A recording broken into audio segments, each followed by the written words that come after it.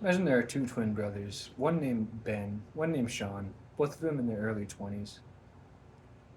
Ben is a astronaut who travels 12 light years to the nearest star and 12 light years back to Earth. When Ben gets back to Earth, he realizes his brother Sean is now 75 years old, Ben himself in his early 30s. This is the twin paradox, originated by Albert Einstein.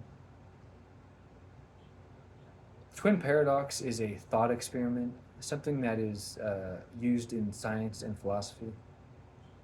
For this presentation, I want to focus on the subject of philosophy. I've studied philosophy myself for 2 years, since that's the major that I'm focusing on. And for this presentation, I want to help facilitate some further interest in the subject of philosophy.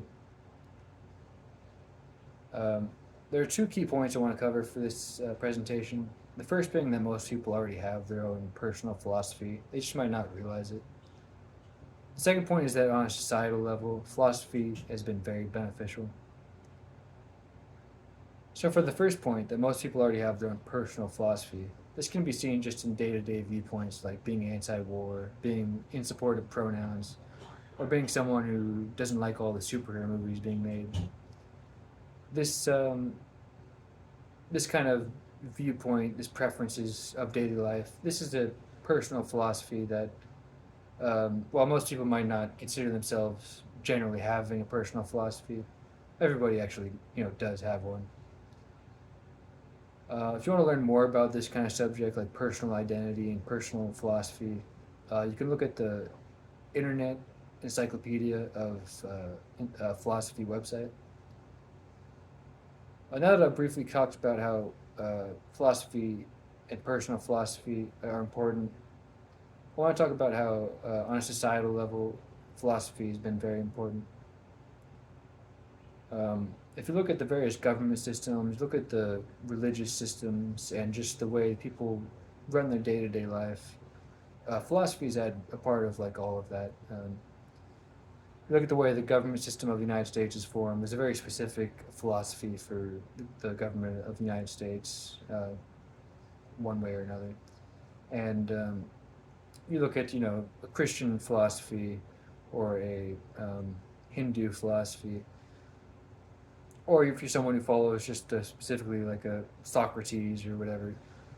There's very noteworthy philosophical contributions to like the historical framework.